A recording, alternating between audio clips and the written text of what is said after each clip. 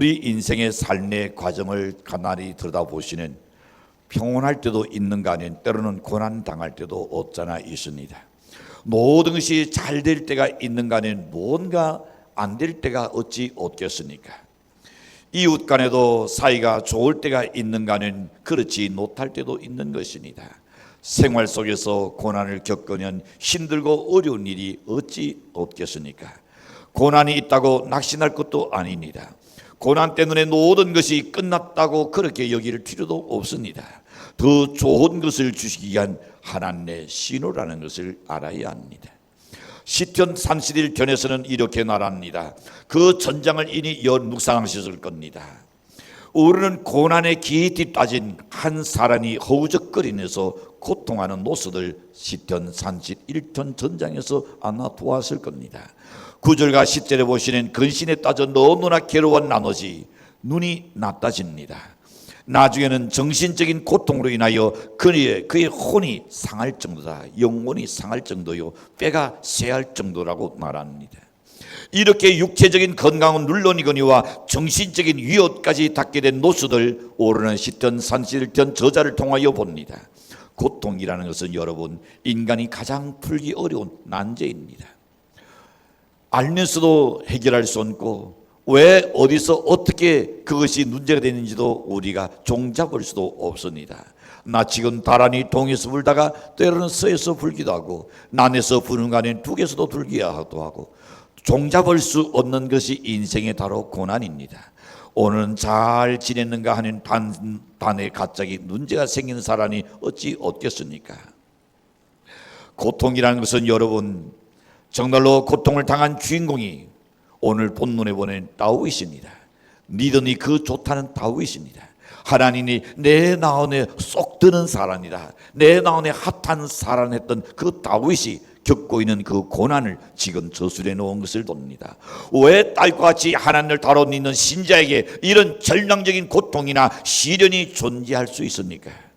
이것은 죄의 신탄도 아닙니다. 나귀의 어떤 장난이나 하나님의 진노하시는 불타는 복수로 오는 것도 아니었습니다. 분명히 거룩한 자녀에게 주는 고난의 의미가 있다는 것을 알아야 합니다. 고난 속에도 보는 하나님의 섭리가 있습니다. 그 고난을 우리는 직시할 줄 안다는 그 사람은 고난의 파도를 잘 넘어갈 줄알고 믿습니다. 첫 번째 생각해 봅니다. 고난받는 자의 신앙적인 태도를 도시기 위함입니다.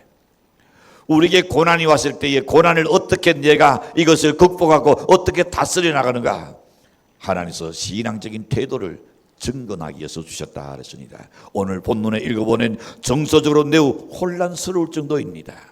본문의 흐름을 보는 여러분, 좋아했다가도 울립니다. 절망했다가도 큰 소망이 생깁니다. 아주 독자한 상황을 지금 다윗은 만났습니다. 이것은 고난당한 사람의 현실입니다. 불안과 비극을 만난 사람에게 무슨 정서적인 평안이 있고 안정이 있을 수 있겠습니까? 그래서 고통스러운 환경에서 건져달라고 다급하게 하소연하고 있는 노수들 봅니다. 그런 간에 자신의 불행해진 상황을 놓고 너무나 괴로워서 단식하는 장면을 우리는 9절과 10절에서 보았습니다. 이것이야말로 자기의 비극 앞에 놓고 눈물을 단세 흘리면서 처절한 자신의 노수들 봅니다. 나는 이렇게 하려고 태어난 것이 아닌데, 나는 이렇게 살려고 내가 공부하고 이렇게 살려고 시집가고 장가간 것은 아닌데, 내가 이런 고난받을 위해서 내가 자식을 낳은 것은 아닌데, 원치 않은 일들의 고난이 우리를 엄습해 옵니다. 그것 때문에 단을 지새우며 눈물을 흘리는 사람이 어찌 없겠습니까? 13절에 보시는 이렇게 날씬합니다. 내가 누리의 뒤당을 드러누러 사당이 두려누러 감사였나이다. 그들이 나를 치려고 함께 의논을 할 때에 내 생명을 빼앗기로 꾀하였나이다. 여러분, 위험 앞에서 느끼는 자신의 무기력함을 그대로 드러내주고 있습니다. 17절과 18절에 보시는 그는 이렇게 말합니다. 여호와여, 내가 주를 둘러싸오니 나를 부끄럽게 하지 마시고 악인들을 부끄럽게 하사 소홀에서 잔잔하게 하옵소서. 여러분, 다시 말합니다. 그들로 하여금 완악한 자들로 하여금 덩어리가 되게 해달라 그랬습니다. 제발 나를 헐뜯지 못하게 해달라. 제발 나를 비난하지 않게 해달라. 나는 다르게 살려고, 나는 정직하게 살려고, 나는 오이롭게 살려고 했건 나는 어찌 나는 사람들이 나를 이렇게 힘들게 하나이까. 저자가 지금 울부짖고 있습니다. 5절에서 보면 이렇게 말합니다. 내가 나의 영을 주의 손에 부탁하나이다. 진리의 하나님 여호와여 나를 속량하셨나이다. 여러분, 여기서 무엇을 이야기합니까? 자기의 생명이 행여나 어떻게 될지 몰라서 주여 내 영혼을 주의 손에 부탁하나이다. 한순간에 내가 죽을 수도 있다는 걸 이야기합니다. 정말로 비장한 최후를 지금 생각하고 있습니다. 사람은 누구나 감당하기 힘든 어려움을 당할 때는 누구나 그 반응이 이 본문의 저자 다윗처럼 정말로 독자타기 나련입니다. 그러나 그리스도인이 고난 속에서 세상 사람들과 똑같은 정서적인 불안, 아니면 눈물, 아니면 단식, 원망, 다급한 핫소인으로 한다고 할지라도 둘 사이는 근본적으로 다른 점이 있는 겁니다. 오늘 이 저자는 14절에서 이렇게 말합니다. 여호와여 그러하여도 나는 주께 의지하고 나라기를 주는 내 하나님이시라 하였나이다. 많은 사람이 나를 힘겹게 하고 나를 억울하게 하지나는, 그러나 그 저자는 말합니다. 그러하여도 그들이 나에게 그렇게 한다 할지라도 나는 주께 의지하고 나는 나라기를 주는 내 하나님이시라고 나는 고백할 것입니다. 여기서 신앙의 위대함을 우러는 볼 수 있습니다. 그리하여도 그러하여도 이 날에 묘미가 있습니다. 이 날 속에 신앙의 강한 확신이 담겨 있는 겁니다. 고통이 아무리 힘겹고 주변이 어떻게 칸칸하다 할지라도 하나님 때문에 소망이 있다는 그 신앙, 신념을 지금 보여주고 있음을 봅니다.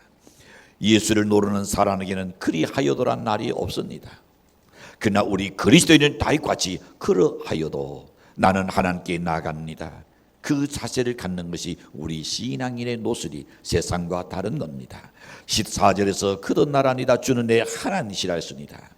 이 고백이 신앙의 위대함입니다. 어떤 고난과 어려움과 역경 속에 있을지라도 그러한다 할지라도 나는 주님을 절대 버리지 않겠습니다. 그리고 그 하나님은 나의 하나님 되신다는 이 고백 날입니다. 그러하여도 내가 주께 의지하오니 주는 내 하나님입니다. 이렇게 고백할 수 있어야 진정한 그리스도인입니다. 사드락과 메삭과 아벳노가 어떻게 됐습니까? 만약에 느부갓네살 왕에게 절하지 아니하고 다른 신을 섬기는 사람은 둘둘에 집어넣는다, 용광로에 집어넣는다 그랬습니다. 이것이 왕의 도리였습니다. 나 지금 사드락과 메삭과 아벳노고가 하나님께 경배하며 하나님께 기도 올리는 것을 노릇을 바라보고 그들을 구하여 그들이 용광로 속에 들어가게 되었습니다. 그때 느부갓네살 왕은 이 세 사람은 정직하고 충직하고 정말로 충신이기에 죽이기는 너무 아까워서 말합니다. 너가 지금이라도 다시금 돈독할 수 없겠느냐. 그때 느부갓네살 왕한테 사드락과 메삭과 아벳노고가 내가 용광로 속에 들어간다 할지라도 하나님이 나를 살려내실 것이고 서로 살려내지 아니하실지라도 그리 아니하실지라도 나는 우상 앞에 절하지 않겠나이다. 여러분, 이 신앙의 전례 이것을 도시고 하나님께서 세 사람이 이 용광로에 들어가는 순간에 한 사람이 그 사이에 더 끼었습니다. 바로 하나님이었습니다. 그들이 나왔을 때는 어떻겠습니까? 떼땅구도 너도 다 타버릴 줄 알지. 나는 들다 보니까 세 사람을 던져놓는데 네 사람이 불 속을 서슬 거리고 있었습니다. 이것이 꿈인가 생신가? 다시금 눈을 씻고 닦고 다시 쳐다봐도 여전히 네 사람이었습니다. 야, 지금 몇 사람이 들어가냐? 세 사람이 들어갔죠. 지금 몇 사람이냐? 네 사람인데요. 그 한 놈은 누구냐? 그리고 난 후에 그 셋을 건져냈을 때에 그들의 놀이틀 하나도 걸린 점도 없고 냄새나지 않았더라 그랬습니다. 무엇이 그들을 살렸습니까? 그리 아니하실지라도 나는 신앙 안에서 살겠습니다. 이 고백이 세 사람을 살린 줄로 믿습니다. 오늘 우리 그리스도인에게 고난과 역경과 어려움이 옵니다. 때로는 나는 사람의 비난을 살 때도 있을 겁니다. 나는 정직했거나 나는 다르게 살았거나 나는 옳게 했거나 사람들은 나의 옳은 것을 그들은 보기가 역겨웠던 겁니다. 이리하여 모함을 세워서 어려움을 당합니다. 그렇지 나는 그런다 할지라도 나는 셋속이나 죄악과 타협하지 않겠노라 하는 신앙의 굳은 절개를 보일 때에 하나님은 하나님이 그와 함께 하실 줄로 믿습니다. 그를 반드시 살려내고 반드시 높은 곳에 세우시는 그날이 있을 줄로 확신합니다. 하나님께서는 고난 속에 있는 우리의 기도를 들으시기 전에 먼저 살피는 것이 있습니다. 그것이 무엇일까요? 우리의 나온의 태도입니다. 연대의 결단입니다. 이거냐 저거냐 하나님 그때까지는 진노시키고 계실 겁니다. 그 어려운 그 위기 속에서 여러분이 그래도 그리 아니하실지라도 그리하여도 나는 하나님 편에 서리라. 이 결단을 내리는 순간에 우리의 나온의 반응을 도시고 신앙적인 태도를 도시고 그리고 하나님께서는 우리를 축복하실 줄로 믿습니다. 우리도 다윗이 가졌던 신앙적인 태도를 하나님께 보여드리시는 연대시를 간절히 축복합니다. 난사람이 깜짝 놀랄 고난과 고통과 비난과 멸시 속에서 우리들의 신앙의 굳은 의지를 절개를 불신자태에 보여주시는 연대시를 간절히 축복합니다. 두 번째 생각해 봅니다. 고난 받는 자에게 주시는 은혜가 있습니다. 19절에서 이렇게 말씀합니다. 한 목소리로 우리 함께 읽겠습니다. 주를 두려워하는 자를 위하여 쌓아두신 은혜 곧 주께 피하는 자를 위하여 인생한테 대두신 은혜가 어찌 그리 큰지요. 여러분이 결단하고 나면 그 다음에 하나님께서 일하신다는 겁니다. 우리가 상상할 수 없는 깜짝 놀랄 일을 하나님 하시겠다 그랬습니다. 이 말씀 속에 쌓아두신 은혜라 그랬습니다. 이니 여러분을 위해서 하나님께서 모든 것을 예비해 놓았습니다. 숨겨두신 은혜라 그랬습니다. 여러분이 자녀를 낳아서 길러보신 부모님들 아실 겁니다. 아이가 낳기 전에 세상을 나오기 전에 우리 아이 필요한 기저귀도 삽니다. 옷도 삽니다. 안 그랬어요? 아이고 똥 쌌네. 그리고 기저귀 사러 가는 나 부모 못 봤어요. 미리 다 준비해 놓습니다. 여러분 하나님께서 그 아이는 내가 똥을 싸면 내가 오소변을 누면 엄마가 이걸 치워줄까 안 치워줄까 어떻게 할까 아이는 걱정 안 해요. 아이는 단지 엄마가 알아서 해주시리라 그냥 낚이는 겁니다. 엄마가 알아서 해주십니다. 오늘 우리 그리스도인에게 당하는 모든 고난을 위하여 하나님께서 여러분의 결단만 도시고 여러분이 알지 못하는 하나님의 축복을 쌓아두었다 그랬습니다. 하나님께서 여러분이 깨닫지 못하고 알지 못했던 그 숨겨놓았다 그랬습니다. 왜 하나님이 드러내놓지 않으시고 숨겨두셨을까요? 이것은 고난 가운데서 신앙으로 긍정적인 나온의 태도를 보이는 우리의 눈에 보이도록 특별한 자리에 두고 계실 줄로 믿습니다. 하나님께서 만약에 여러분 고난 받는 그 옆에다가 하나님이 엄청난 것을 거는 보화를 쌓아뒀다고 가정해 봅시다. 고난 나도 그 고난 받고 싶다. 순교하는 자에게 하나님께서 그야말로 여러분 10고를 다스릴 수 있는 권세의 보좌를 주시고 하나님 옆에 앉아있는 그 보좌를 옆에 두다면 지 스스로 목을 하나 끊을 겁니다. 왜? 빨리 그 자리에 앉고 싶어서. 그러나 하나님은 숨겨두었습니다. 우리의 결단을 요구하고 있습니다.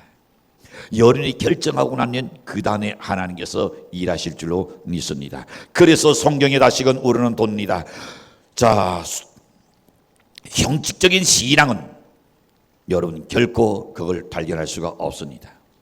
종교인에게는 알 수 없는 이해할 수 없는 숨겨두신 은혜가 있는데 그 숨겨두신 은혜가 뭐냐? 오늘 8절에 보시는 나를 원수의 수중에 가두지 아니하시고 그 달을 넓은 곳에 세우셨으니라 했습니다.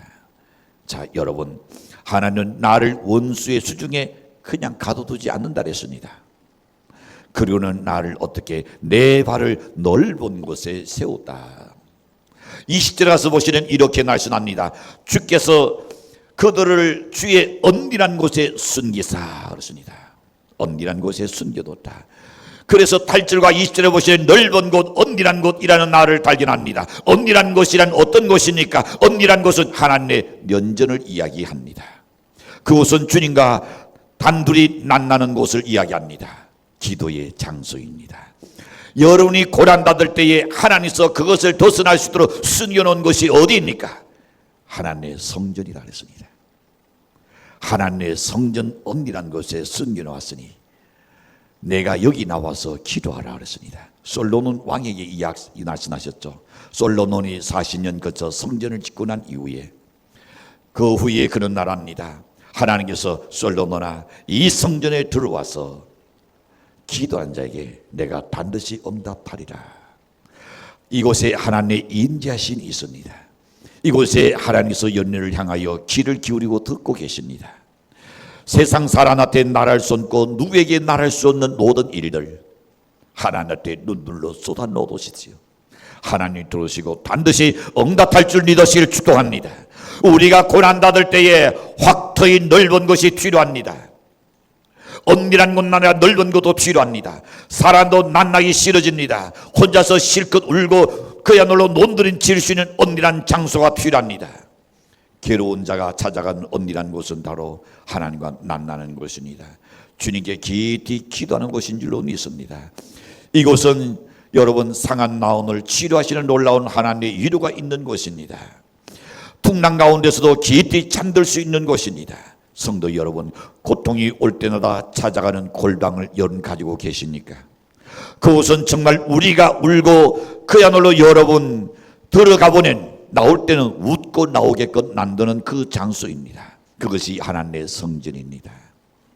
그리고 그 넓은 곳에 세우심으로 그곳은 우리의 고난을 딛고 내일을 바라볼 수 있는 소망을 의미합니다. 비록 여러분 고난과 고통 가운데 있다 할지라도 여러분이 하나님의 성전에 나와서 기도하는 군이 생깁니다. 희망이 생깁니다. 용기가 생길 겁니다. 보이지 않던 것이 보이는 역사가 일어날 겁니다. 하나님께 가까이 나오는 자에게 하나님은 멀리 내다보시는 눈을 열으실 줄로 믿습니다. 모든 것을 포용할 수 있는 넓은 마음을 주실 줄로 믿습니다. 모세가 여러분 시내산에서 그 시내산 광야에서 200난이 넘는 그의 백성들을 인도하면서 그가 너무 고통스러울 때가 있었습니다. 자주 올라간 곳이 어디입니까? 우리가 잘 아는 모세가 힘들고 어려울 때마다 백성들이 원망하고 돌을 들어 쳐 죽이려 할 때마다 그는 호렙산에 올라갔습니다. 그곳에서 하나님의 위로와 하나님의 은혜를 다시금 잊고 그리고 백성들을 또 이끌었습니다. 그리고 그의 날년에 가나안 땅을 눈앞에 두고 들어갈 수 없는 자기 처지를 알고 괴로워할 그때에 하나님께서 모세를 어디로 불렀습니까? 노봇산으로 불러 올렸습니다. 하나님과 만날 수 있는 장소를 불렀습니다. 여러분, 우리가 고난받을 때에 하나님의 인도를 받는 곳은 넓은 곳입니다. 답답한 마음을 활짝 여시는 하나님의 은혜를 체험하신 여러분 그런 경험이 있으니까 오늘은 괴로움의 연속이지만은 내일은 하나님 반드시 인도하여 주시고 모든 어려운 사정을 도와주신 것이라는 그 믿음의 소망을 가진 사람이 바로 넓은 곳에 서 있는 사람입니다. 하나는 자기를 의지하는 자를 고난 속에서 넓은 곳으로 온전한 속에서 기도한 자에게 넓은 곳으로 인도하여 세우시고 눈을 열어주시고 마음을 열어주십니다. 그러기에 고난을 이길 수가 있는 겁니다. 그러기에 그에게 닥친 어떤 어려움도 좌절하지 아니할 줄로 믿습니다. 땅은 비를 맞을수록 어떻게 되니까 더 단단해집니다. 땅은 더 굳어집니다. 세낸 가루는 물에 젖을수록 더 견고해지듯이 성도는 고난을 받을수록 더 강해진다는 것 잊지 마시기를 바랍니다. 마지막 세 번째 보고 싶습니다. 하나님은 고난 중에 있는 자가 자기를 전적으로 사랑하기를 요구하십니다. 23절과 24절을 보시면 이렇게 말씀합니다. 한 목소리로 우리 함께 읽겠습니다. 너희 모든 성도들아 여호와를 사랑하라. 여호와께서 진실한 자를 도와시고 교만하게 행하는 자에게 엄중히 갚으시느니라. 여호와를 따르는 너희들아 강하고 담대하라.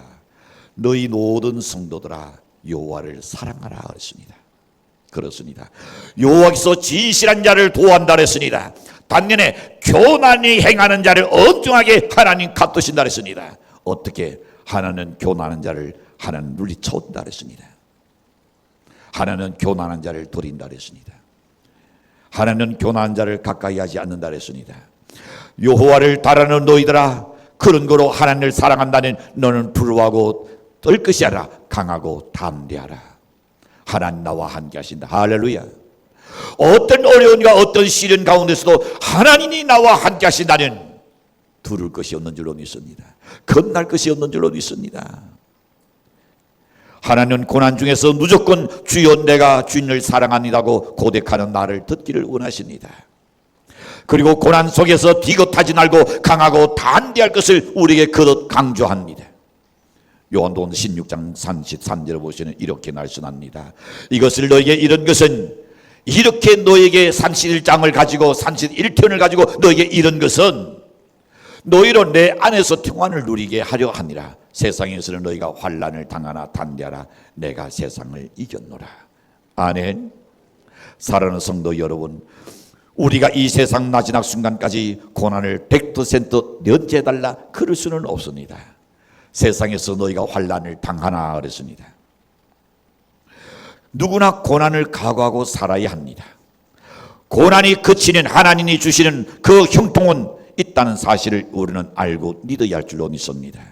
하나님을 잘 섬길 수 있는 사람은 형통할 때나 고난이 올 때나 하나님 나를 바로 사랑하고 바라보는 사람입니다. 성도의 고난은 비록 없기를 바랄 겁니다. 그러나 성도의 고난은 버릇 없는 사람, 버릇 없는 아이들에게 어떻게 합니까? 사랑하는 부모는 자녀에게 해초리를 듭니다. 사랑하지 않는 자에게는 내리 들지 않지만 사랑하는 자에게는 해초리를 드는 거예요. 왜? 바르게 살라고, 죄를 널리하라고, 의롭게 살라고. 사랑의 교육입니다. 그렇다면 우리에게 오는 고난은 유익한 겁니다. 성도의 고난은 나약한 자로 하여금 더 견고하게 하기 위함입니다. 온실에서 자란 하초는 작은 달 안에도 견디지 못하고 곧 쓰러집니다. 그러나 들에서 자초와 가시 가운데 생존한 대가는 어떻습니까? 바람과 가시에 찔릴수록 오히려 향기를 토해냅니다. 향기가 진동할 겁니다. 야생하는 노진 달 안에 불면 불수록 땅속 깊이 뿌리를 내리기를 원합니다. 사랑하는 성도 여러분, 여러분에게 고난이 있으니까 수노이는 하나님의 사랑의 손길을 여러분 보셔야 할 줄로 믿습니다. 잔잔히 여러분 곁에서 일하고 계시는 하나님을 경험할 수 있는 연대시를 축복합니다. 하나님께서 여러분의 신앙의 태도를 보시고 더 큰 은혜를 주기 위하여 여러분에게 고난을 허락했다는 것을 믿으시고 이 고난으로 인하여 승리하는 연대실 주인으로 간절히 축복합니다.